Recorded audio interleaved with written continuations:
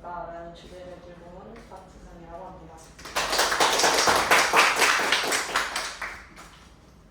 일단 목차를 보시면 첫 번째로 주제 선정 이유를 알려드리고 두 번째는 연쇄살인범이라는 개념에 대해 알려드리도록 하겠습니다.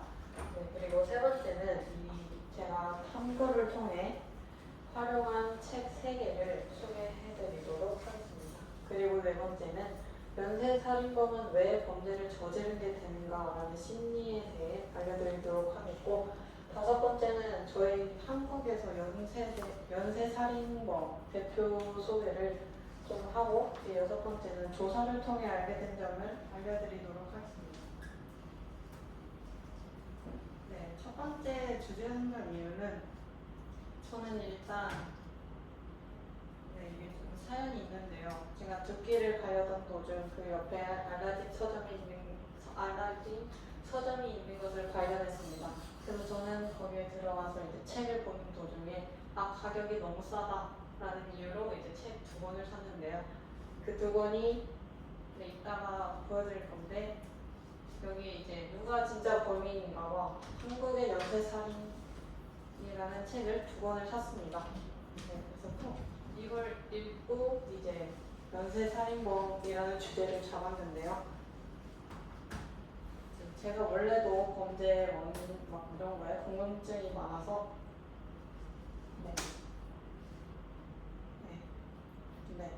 가지게 되었습니다. 그리고 이제 연쇄살인범이라는 개념을 알려드리도록 하겠습니다. 연쇄살인범은 일단 일정한 시각적 간격을 두고 2명 이상의 사람을 반복적으로 살해한 범죄자를 의미합니다. 일반적으로 각각의 범행 사이에 시간적 간격이 존재하며 범행에는 개인적인 심리 상태, 욕구, 동기 등에 영향을 미치는 경우가 많습니다. 그리고 연쇄살인범의 범죄 원인으로는 저렇게 3가지 요인이 있는데요. 심리적 요인과 성장 환경 요인과 사회적 요인이 있습니다. 하지만 이러한 요인이 있다고 해서 모두가 문제가 되는 것은 아니냐. 연쇄살인은 개인의 선택과 행동, 다양한 환경적 요인이 복합적으로 작용해 발생합니다. 그리고 세 번째로 제가 탐구에 활용한 책 소개를 해보도록 하겠습니다. 일단 첫 번째는 쓰레기섬이라는 표창원 선생님께서 직접 쓰신 책입니다. 이 쓰레기섬은 사회적 소외와 환경적 결핍이 개인의 삶과 행동에 어떤 영향을 미치는지 생각하게 되는 책입니다. 인간의 문제를 단순히 개인의 책임으로만 바라보지 않고 사회적 환경과 주요 요인의 중요성을 보여주기도 합니다.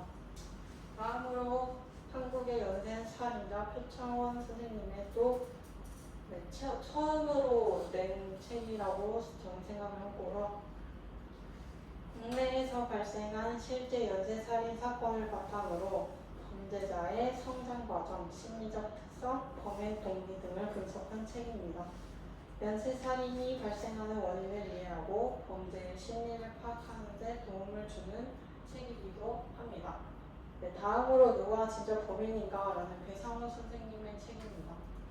사건 현장의 증거와 과학적 수사 과정을 통해 범인을 밝혀가는 과정을 다룬 책입니다. 작은 단서도 중요하게 분석하는 수사의 가치와 범죄 해결 과정에서 과학적 분석으로 필요성을 보여주는 책이기도 합니다. 다음으로 연쇄살인범은 왜 범죄를 저지르게 되는가에 대해 살펴보도록 하겠습니다. 첫 번째는 불안정한 성장 환경입니다. 어린 시절의 가정 환경과 정치적 방치 이런 거를 통해서 범죄를 이르기도 합니다. 그리고 심리적 요인으로는 타인의 감정을 이해하는 공감 능력이 부족하거나 자신의 행동을 정당화하는 왜곡된 사고 방식을 가지는 경우가 있습니다. 그래서 그걸로 인해 범죄를 저지르게 되는 원인이 될 수 있습니다. 마지막으로는 사회적 요인입니다. 사회적 관계에서 소외되거나 주변과 단절된 경우는 개인에게 고립감과 부정적인 감정을 형성할 수 있습니다. 네, 다음으로 대표 사례를 분석해 보겠습니다. 처음으로 보시는 이광규 사건은 한국에서 연쇄살인범에서 제일 최초로 살인을 한 사건입니다. 여기서 제일 많이 들어보셨던 이름이 있으실까요? 네. 이춘재랑 유영철. 맞습니다. 네, 유영철 사건이 진짜 유명한 사건인데요. 이거는 진짜 그 국보무에서도 나왔던 사건입니다. 저는 한번 찾아서 보시기를 추천드리고 있습니다. 네. 네, 그래서 제가 이제 이 탐구를 하면서 알게 된 점을 말씀드리자면 이번 조사를 통해 연쇄살인범은 이제 단순히 개인의 성적이나 약한 의도만으로 발생하는 것이 아니라 이제 성장 과정, 심리적 특성, 사회적 환경 등 다양한 요인이 복합적으로 작용된다는 것을 이제 알게 되었습니다. 그리고 이 연쇄살인범은 흔적을 잘 안 남깁니다. 그래서 잘 이제 찾지도 못하고 분석을 못하는데 DNA 분석과 이제 과학 수사가 장기간 미제 사건에 큰 역할을 해서 이제 범인을 잡는 그런 걸 이제 하고 있고요. 네, 그리고 이를 통해 이제 범죄 수사는 단순히 범인을 검거하는 것에서 끝나는 것이 아니라 범죄가 발생한 원인을 분석하고 재범을 예방하기 위한 심리 분석과 사회적 대책 마련까지 함께 이루어져야 된다는 것을 이제 깨달았습니다. 네, 감사합니다.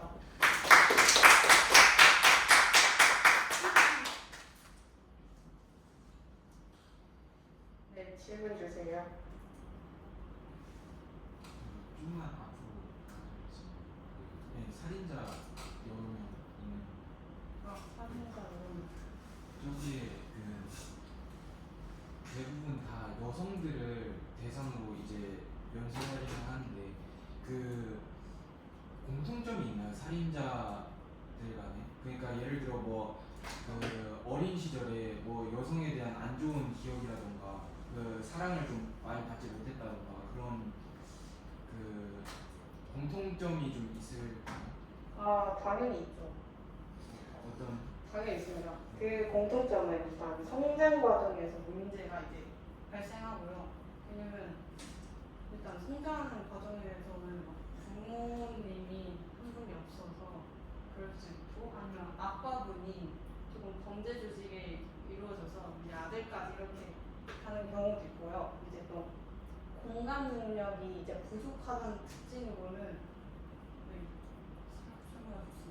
공감 능력이 부족해서 이제 사람을 살해하고자 한다던가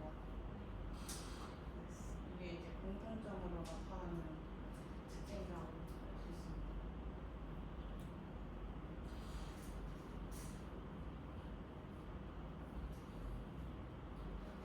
장기적으로 문제가 남았던 연쇄살인 사건들은 뭔가 빨리 안 밝혀지고 좀 장기적으로 간 이유가 있어요. 네. 일단은 연쇄살인 사건은 2~3일이죠. 네, 조금 많은 사람을 죽이곤 하는데요. 사람을 죽이다 보면 흔적을 남기긴 쉬워요. 근데 사람들은 그 흔적을 찾기가 진짜 어렵거든요. 왜냐면 연쇄살인범은 그 흔적도 지우고 또 장기 그 시간이 딱 정해져 있어요. 이때 죽이고 다음에 또 이 날에 죽이고 이 날에 죽여야겠다 하고 이제 흔적을 잘 지우고. 근데 뭐 경찰이나 과학수사대는 이걸 이제 잘 찾기 위해 DNA 분석을 통해서 잘 찾거든요. 근데 찾는 것도 쉽지가 않아서 지금도 막 연쇄살인을 만약에 일어나고 있다면 찾기 힘든. 저기 유영철 사건에서 프로파일링이 강조된 사건이라고 그렇게 강조되는지 류영철 사건은 조금 심리적으로 범죄에 조직한 걸로 알고 있거든요. 근데 프로파일링은 좀 심리를 분석해야 된다고 하거든요. 그걸 통해서 이제 범죄를 이렇게 잡는 걸로 알고 있어요. 그래서 그걸 통해 아마도 류영철 사건을 이제 왜 범행을 저지르게 되었는지 이런 걸 프로파일링을 통해 이제 조사를 해서 잘 공부한 것 같습니다.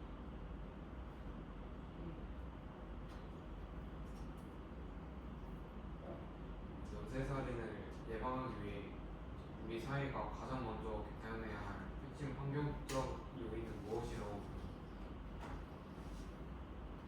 예, 환경적 요인. 제가 근데 사실 연쇄살인 사건을 사전에 예방하는 것은 솔직히 불가능하다고 생각을 했었어요. 근데 제가 방금 전에 찾아본 결과 그래도 막 교육 같은 거를 듣다던가 아니면 조금 주변을 조금 잘 살펴봐야 돼요. 누구를 이렇게 쉽게 믿으면 안 된다고 생각하거든요. 왜냐면 친한 애여도 얘가 만약에 범죄를 저지르면 까지 이럴 수 있거든요. 그리고 연쇄살인은 어차피 이거 주변을 이렇게 건너 오는 주의이기 때문에 저는 주변 사람들도 이제 믿지 말고 혼자서 가보면 좋다고 생각하고 환경적 요인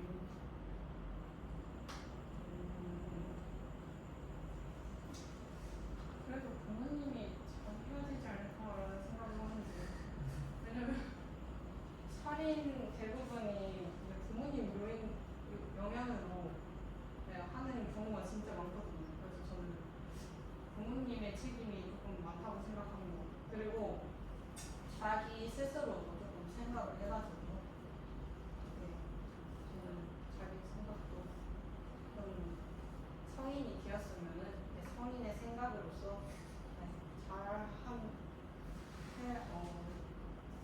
잘 했으면 좋겠다라는 생각을 했습니다.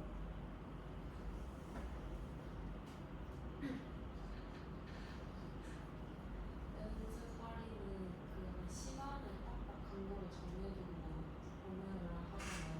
그러면 혹시 그 대상이 된 사람도 구체적으로 정하고 계신가요? 계획범죄입니다. 네. 연쇄살인은 계획으로 짜서 범행을 저지르거든요. 그래서 이것도 보면은 다 특정 인물이 있지 않습니까? 보면은 여성들 대상으로 하던가 아니면 남자 어린이 대상으로 범행을 저지르다던가 이렇게 계획범죄로 연쇄살인을 저지르는 경우가 많고 솔직히 연쇄살인 말고도 범죄를 저지르는 경우는 다 계획범죄가 있어요. 이렇게 해야지 흔적을 남기지 않고 내가 살 수 있겠구나 이런 거를 통해서 하기 때문에 계획범죄를 하는 진짜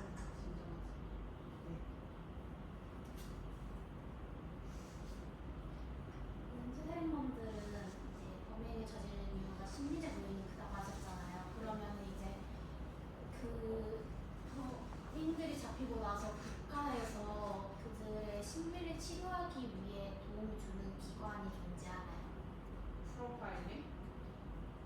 프로파일인가? 거기서 아마도 심리를 이렇게 조금 하는 걸로 알고 있거든요. 뭐지? 그 검사? 죄송합니다. 그 두 번째 PPT죠. 그 연쇄 살인범이랑 할 때 그 연쇄 살인이랑 다중이 살인은 다르다고 설명해 주셨잖아요. 그러면서 그 연쇄 살인은 범행사에 일정한 시간이 존재한다는 특징이 있다고 하셨는데 그러면 그 일정한 시간이 구체적으로 그게 정해져 있는 거예요? 네. 구체적인지는 아마도 계획을 세워서 이제 범행을 하는 걸로 알고 있는데, 예. 예.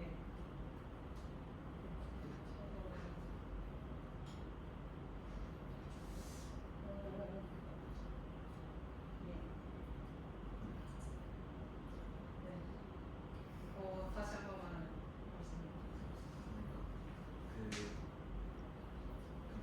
그러니까 다중 살인이랑 연쇄 살인이랑 다른 차이가 그 연쇄 살인은 범행 사이에 일정한 시간이 존재한다는 특징이 있기 때문에 다르다고 하셨잖아요.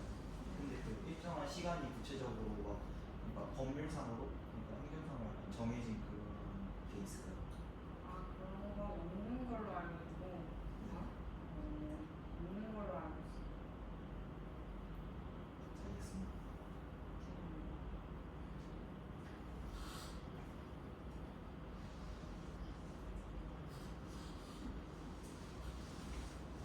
모든 연쇄 살인은 이제 계획 문제다라고 하셨는데 그렇지 않고 우발적으로 살인을 해서 연쇄 살인이 되는 경우도 있지 않을까 해서 좀 있습니다. 아, 근데 연쇄살인은 우발적으로 하는 살인은 좀 드물다고 생각을 하거든요. 왜냐면 제가 잘 못 봤어요. 다 계획범죄, 다 계획을 세워서 일일이 다 하는 걸로 알고 있고.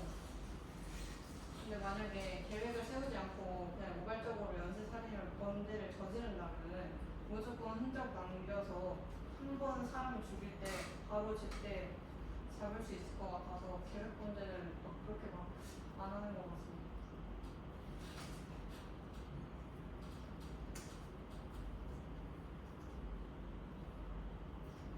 연쇄살인범 느끼기에 약간 범 시간 간격 같은 게 다 비슷해요. 진짜 비슷합니다.